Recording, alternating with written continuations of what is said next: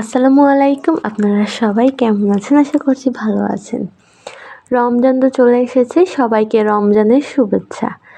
রমজানের ইফতারিতে আপনারা চাইলে বিভিন্ন রকম মিষ্টির আইটেম রাখতে পারেন।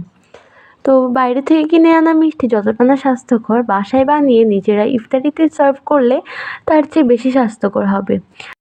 তো আজকে আমরা সেই রেসিপিটি শেয়ার করব, কিভাবে খুব সহজেই বাসায় এই ছানার সন্দেশটি তৈরি করে ফেলতে পারবেন। এটা খেতে যেমন মজা, ঠিক শরীরের জন্য তেমন স্বাস্থ্যকর। তো চলুন দেখে নিই কীভাবে এই ছানার সন্দেশটি বানাতে হয়। এর জন্য প্রথমে একটা পাত্রে দিয়ে দিব গরুর দুধ। এখানে 1 লিটার গরুর দুধ দিয়ে দিয়েছি। এরপর এর মধ্যে 2 টেবিল চামচ ভিনেগার দিয়ে ছানা কেটে নিব। ছানা কেটে নেওয়ার পর এটাকে তুলে নিব। আপনারা চাইলে ফেটে দেওয়া দুধ দিয়েও করতে পারেন। এরপর এটাকে একটা স্ট্রেনারে নিয়ে নিচ্ছি চুলা থেকে তুলে। এরপর এটাকে পানি দিয়ে ধুয়ে নিচ্ছি। এর মধ্যে পানি দিয়ে কয়েকবার এটাকে আস্তে আস্তে নেড়ে ছেড়ে ভালোভাবে এটাকে ধুয়ে নিচ্ছি, যেন আলাদা কোনো গন্ধ না থাকে। ভালোভাবে ধুয়ে নেওয়ার পর এটাকে আমরা ছেঁকে নিব। এবার একটা পাতলা কাপড় ভালোভাবে ধুয়ে নিব। পরিষ্কার কাপড় এটা নিয়ে এরপর এর মধ্যে যে ছানাটা আছে ওই ছানাটাকে দিয়ে ভালো মতো এর রসটা বের করে নিব। রসটা বের করে নেওয়ার পর এটাকে আবার বাটিতে নিয়ে নিচ্ছি।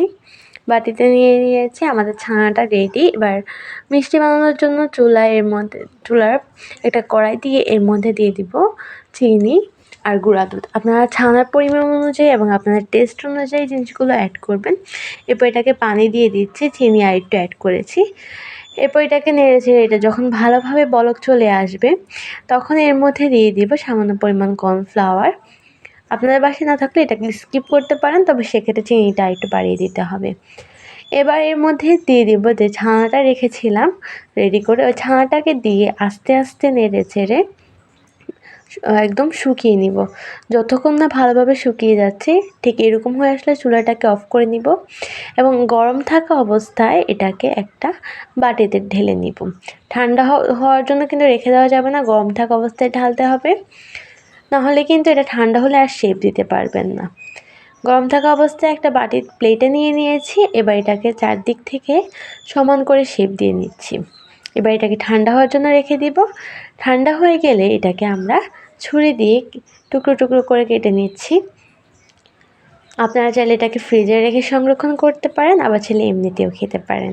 তো আশা করছি আমাদের আজকের এই সহজ সন্দেশের রেসিপিটি আপনাদের কাছে খুব ভালো লেগেছে।